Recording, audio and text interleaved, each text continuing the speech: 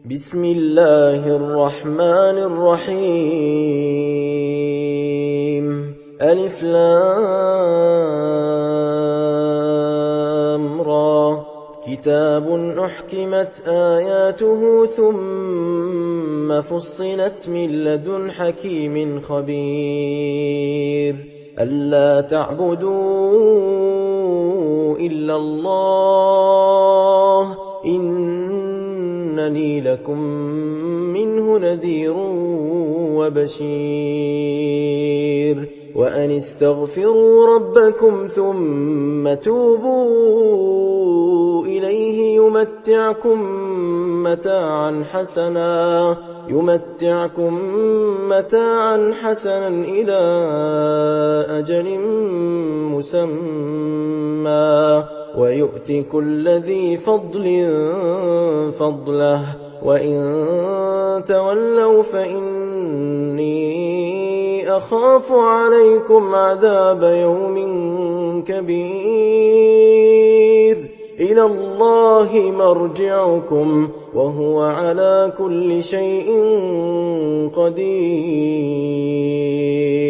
ألا إنهم يثنون صدورهم ليستخفوا منه ألا حين يستغشون ثيابهم يعلم ما يسرون وما يعلنون إنه عليم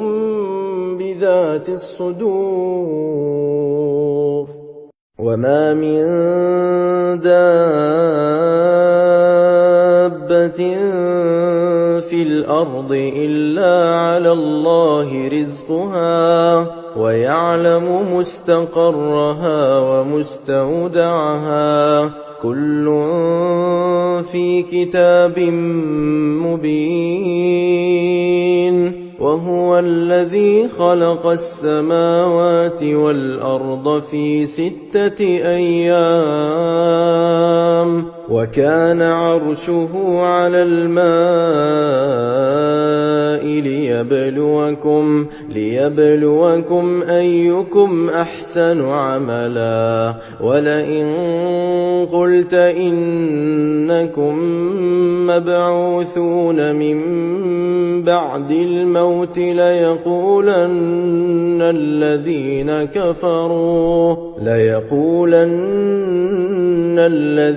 كفروا إن هذا إلا سحر مبين. ولئن أخرنا عنهم العذاب إلى أمة معدودة ليقولن ما يحبسه ألا يوم يأتيهم ليس مصروفا عنهم وحاق بهم ما كانوا به يستهزئون. ولئن أذقنا الإنسان منا رحمة ثم نزعناها منه إنه ليئوس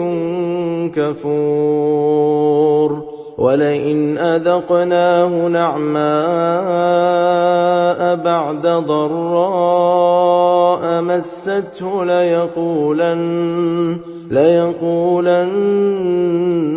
ذهب السيئات عني إنه لفرح فخور. إلا الذين صبروا وعملوا الصالحات أولئك لهم مغفرة وأجر كبير. فلعلك تارك بعض ما يوحى إليك وضائق به صدرك أن يقولوا لولا أنزل عليه كنز أو جاء معه ملك إنما أنت نذير والله على كل شيء وكيل أم يقولون افتراه قل فأتوا بعشر سور مثله مفتريات وادعوا من استطعتم من دون الله إن كنتم صادقين فإن لم يستجيبوا لكم فاعلموا أنما أنزل بعلم الله وأن لا إله إلا هو فهل أنتم مسلمون من كان يريد الحياة الدنيا وزينتها نوفي إليهم أعمالهم فيها وهم فيها لا يبخسون أولئك الذين ليس لهم في الآخرة إلا النار وحبط ما صنعوا فيها وباطل ما كانوا يعملون أفمن كان على بينة من ربه ويتلوه شاهد منه ومن قبله كتاب موسى إماما ورحمة أولئك يؤمنون به ومن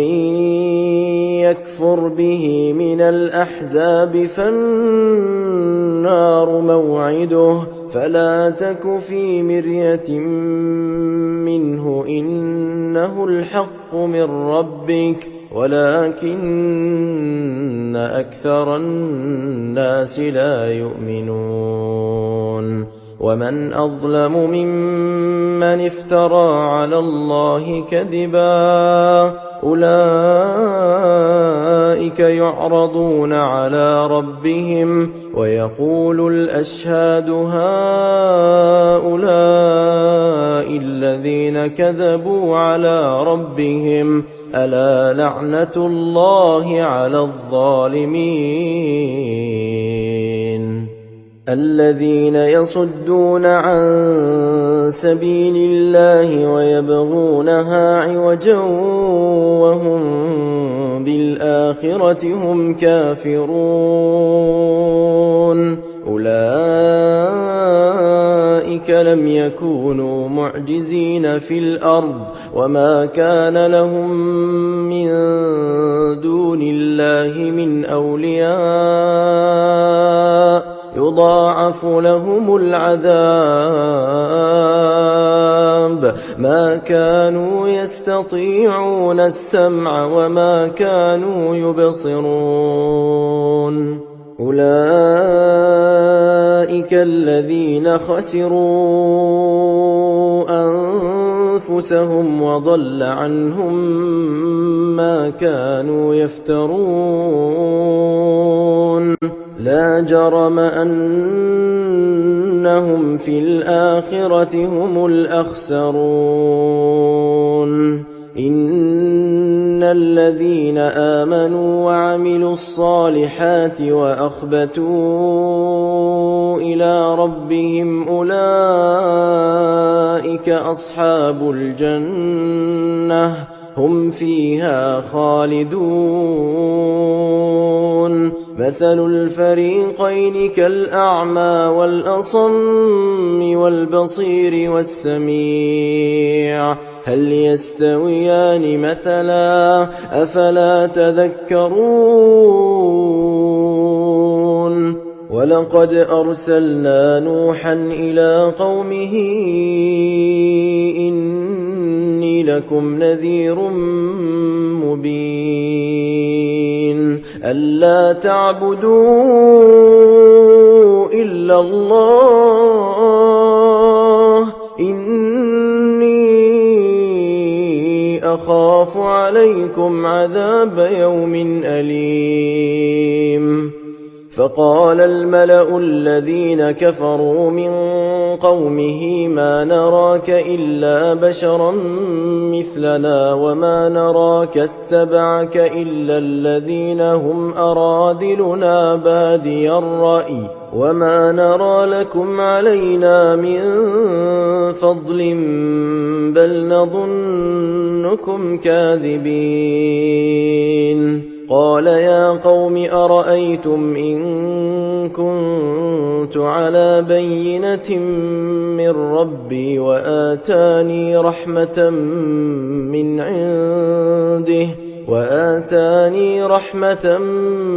من عنده فعميت عليكم أنلزمكموها وأنتم لها كارهون. ويا قوم لا أسألكم عليه مالا إن أجري إلا على الله وما أنا بطارد الذين آمنوا إنهم ملاقو ربهم ولكني أراكم قوما تجهلون. ويا قوم من ينصرني من الله إن طردتهم أفلا تذكرون. ولا أقول لكم عندي خزائن الله ولا أعلم الغيب ولا أقول إني ملك ولا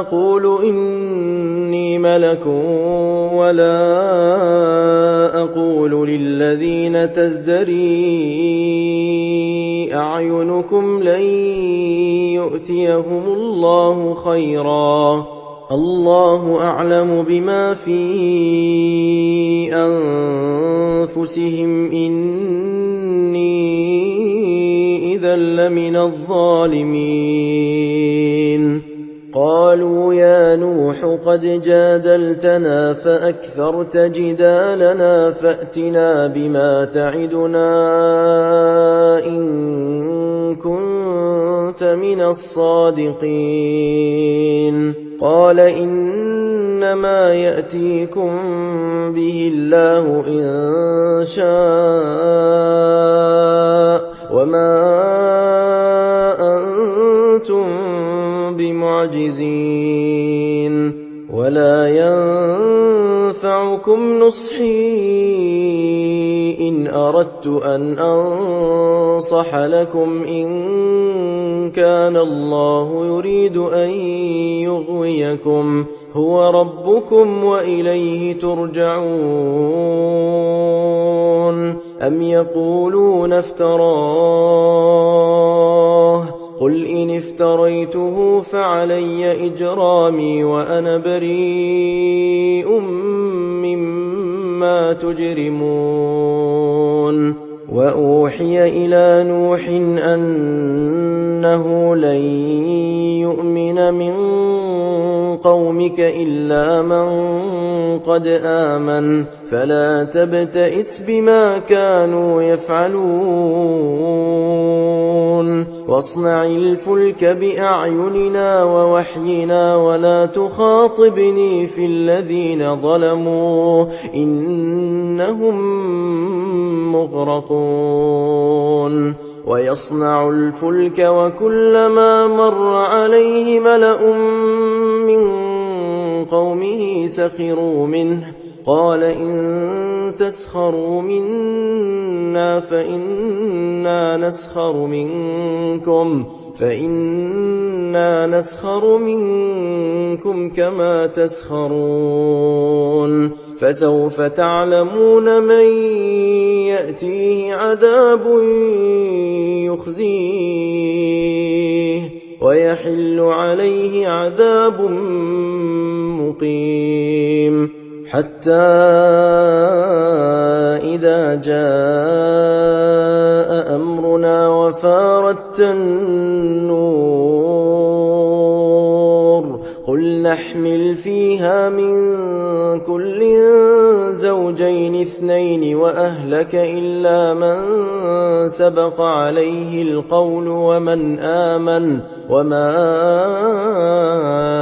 آمن معه إلا قليل وقال اركبوا فيها بسم الله مجريها ومرساها إن ربي لغفور رحيم وهي تجري بهم في موج كالجبال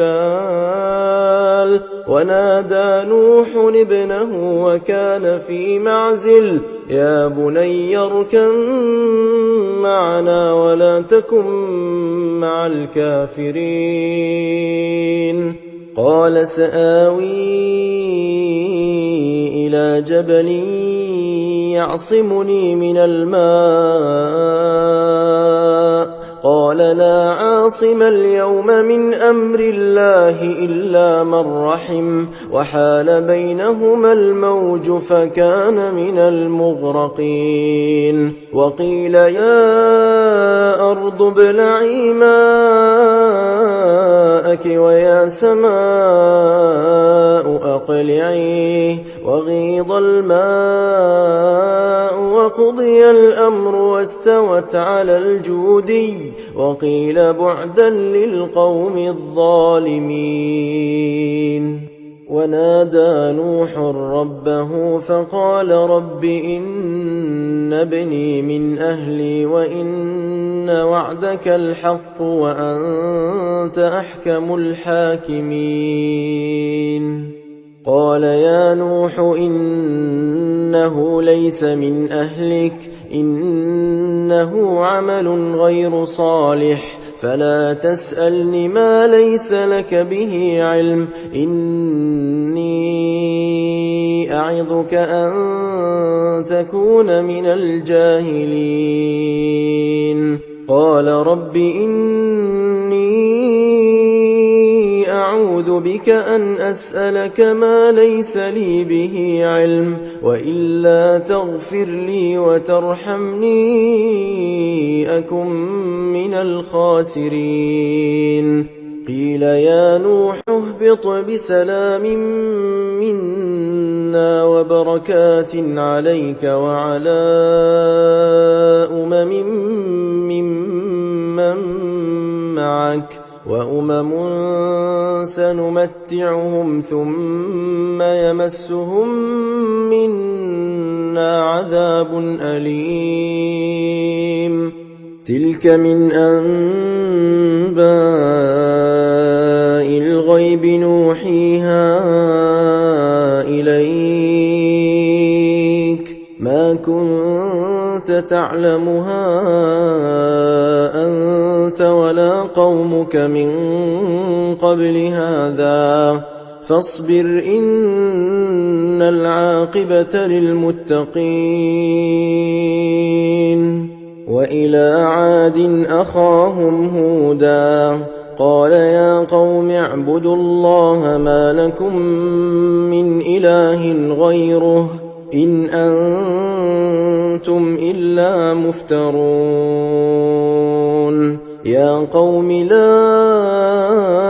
أسألكم عليه أجرا إن أجري إلا على الذي فطرني أفلا تعقلون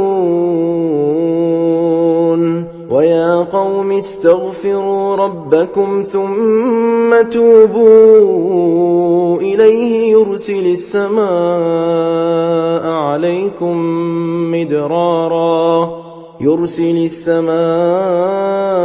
عليكم مدرارا ويزدكم قوة إلى قوتكم ولا تتولوا مجرمين قالوا يا هود ما جئتنا ببينة وما نحن بتاركي آلهتنا عن قولك وما نحن لك بمؤمنين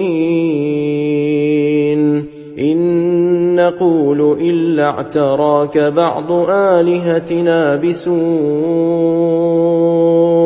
قال إني أشهد الله واشهدوا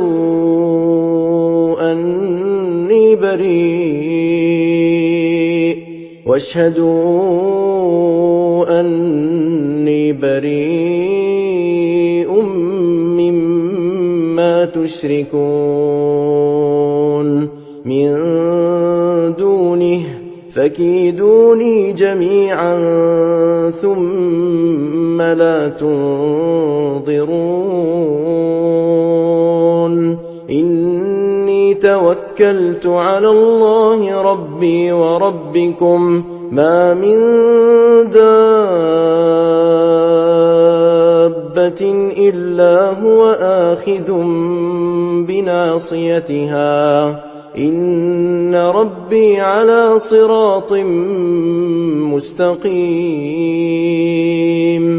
فإن تولوا فقد أبلغتكم ما أرسلت به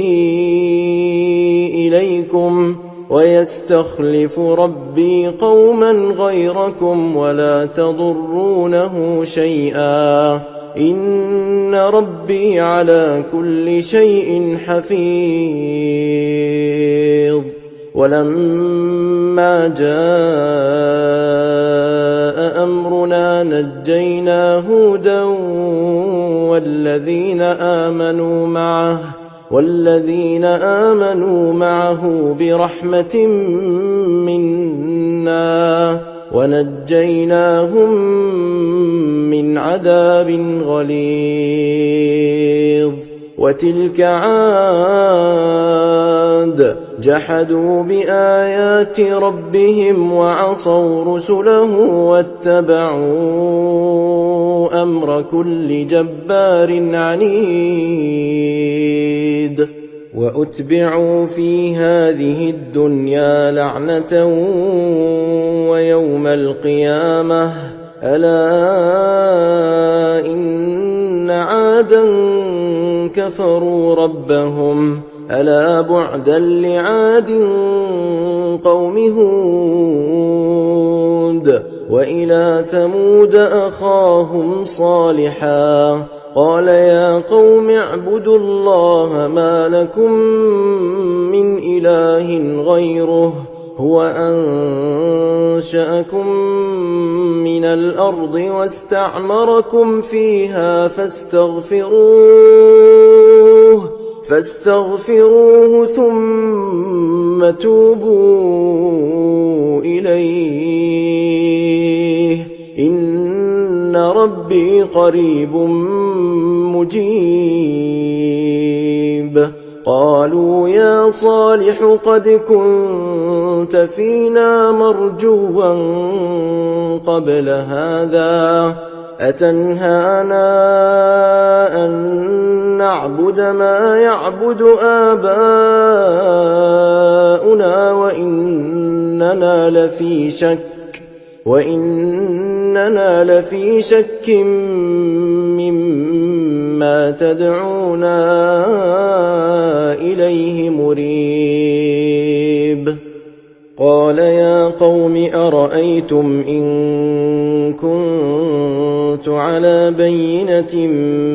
من ربي وآتاني منه رحمة فمن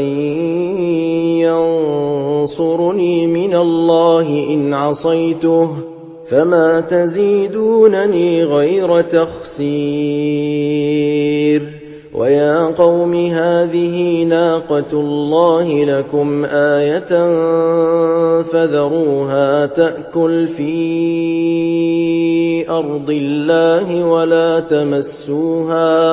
ولا تمسوها بسوء فيأخذكم عذاب قريب فعقروها فقال تمتعوا في داركم 3 أيام ذلك وعد غير مكذوب فلما جاء أمرنا نجينا صالحا والذين آمنوا معه برحمة منا ومن خزي يومئذ إن ربك هو القوي العزيز وأخذ الذين ظلموا الصيحة فأصبحوا في ديارهم جاثمين كأن لم يغنوا فيها ألا إن ثمود كفروا ربهم ألا بعدا لثمود ولقد جاءت رسلنا إبراهيم بالبشرى قالوا سلاما قال سلام فما لبث أن جاء بعجل حنيذ فلما رأى أيديهم لا تصل إليه نكرهم وأوجس منهم خيفة قالوا لا تخف إنا أرسلنا إلى قوم لوط وامرأته قائمة فضحكت فبشرناها بإسحاق ومن وراء إسحاق يعقوب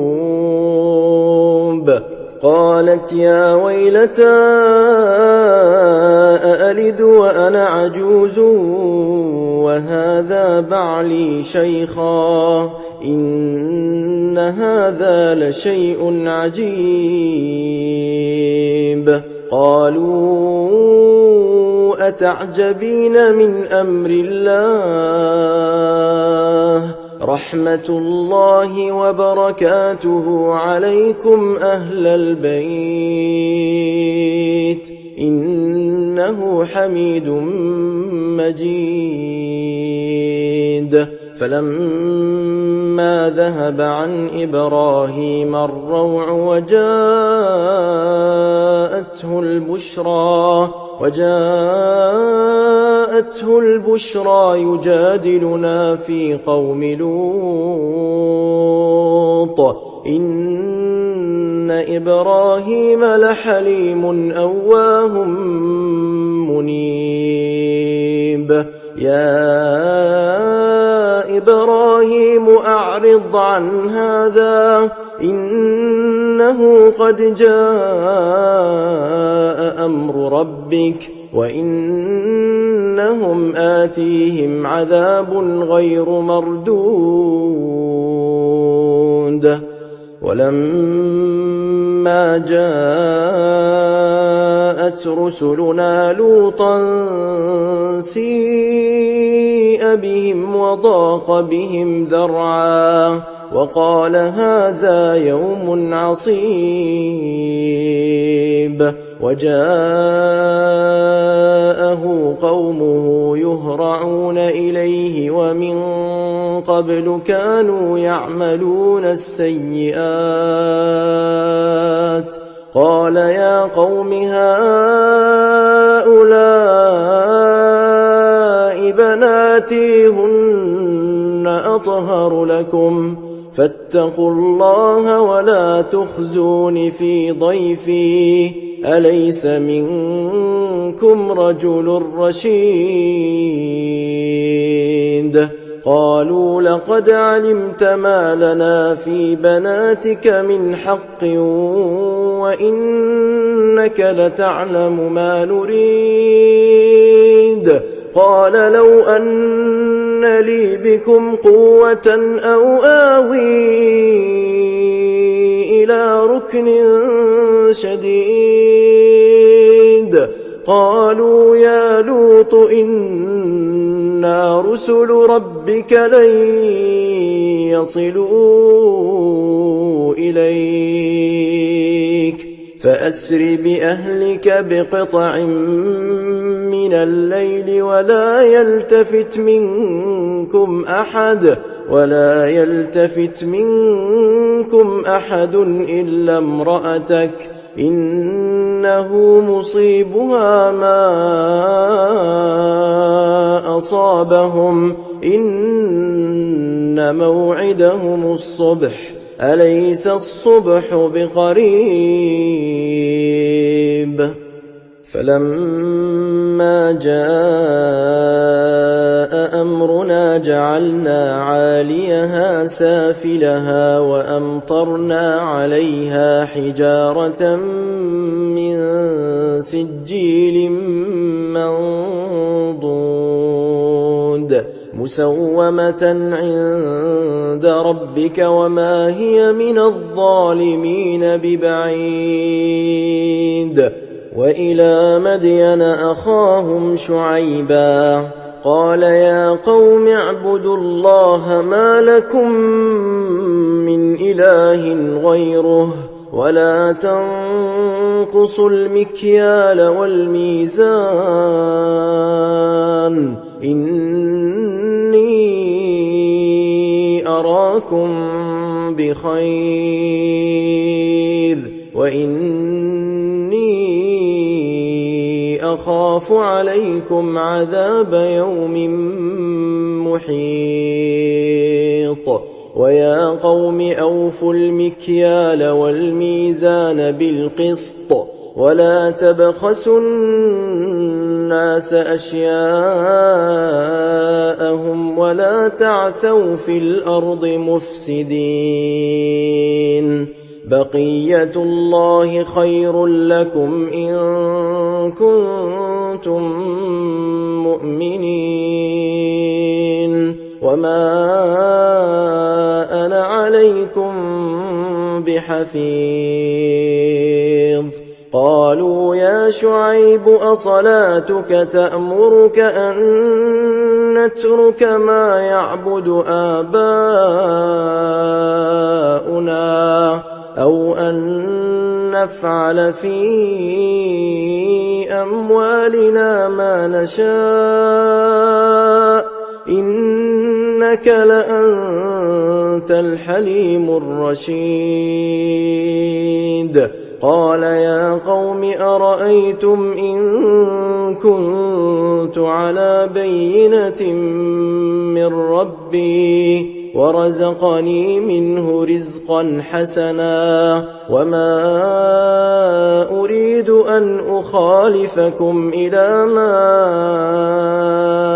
أنهاكم عنه إن أريد إلا الإصلاح ما استطعت وما توفيقي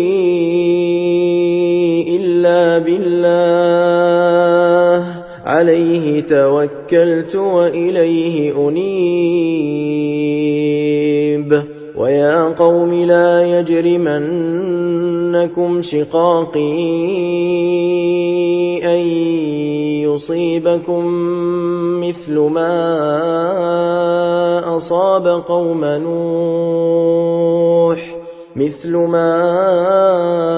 أصاب قوم نوح أو قوم هود أو قوم صالح وما قوم لوط منكم ببعيد واستغفروا ربكم ثم توبوا إليه إن ربي رحيم ودود قالوا يا شعيب ما نفقه كثيرا مما تقول وإنا لنراك فينا ضعيفا ولولا رهطك لرجمناك وما أنت علينا بعزيز قال يا قوم أرهطي أعز عليكم من الله واتخذتموه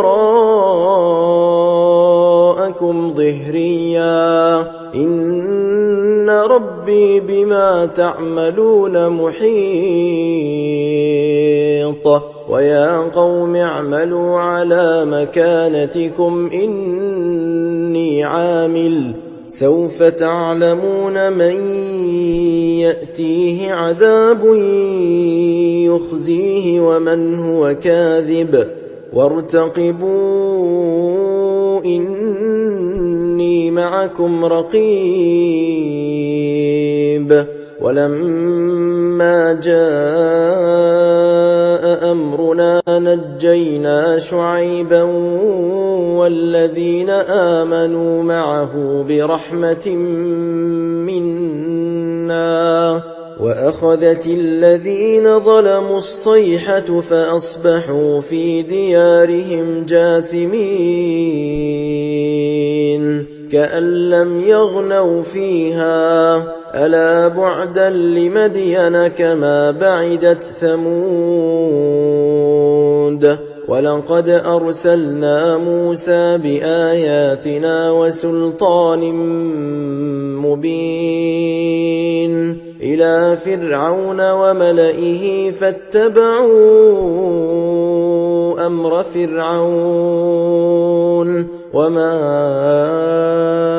أمر فرعون برشيد يقدم قومه يوم القيامة فأوردهم النار وبئس الورد المورود وأتبعوا في هذه لعنة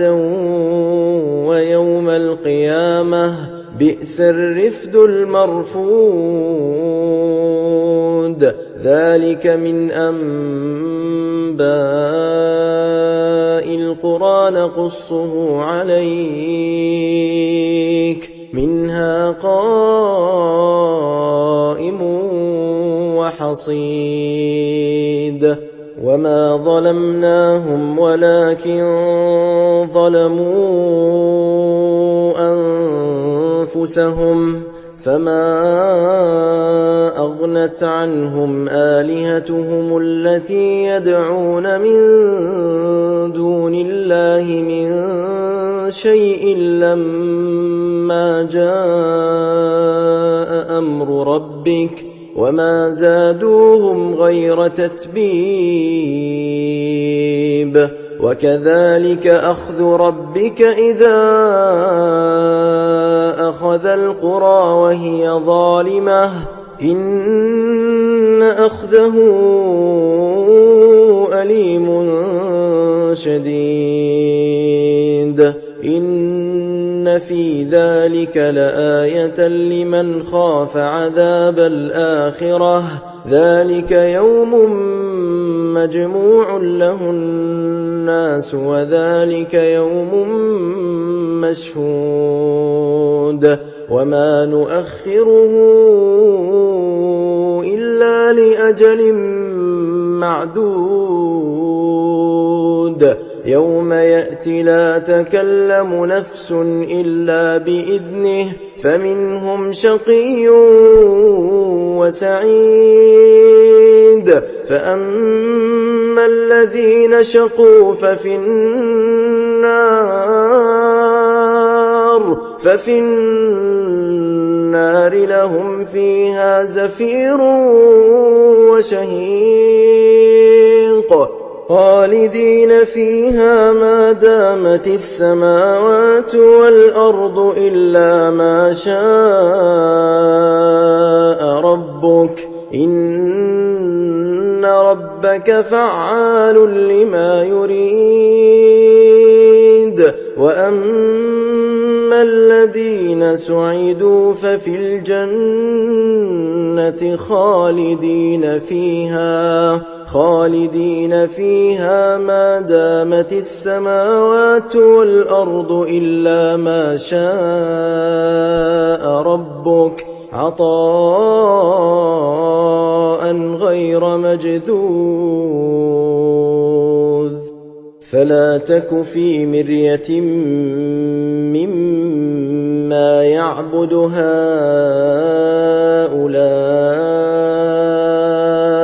ما يعبدون إلا كما يعبد آباؤهم من قبل وإنا لموفوهم نصيبهم غير منقوص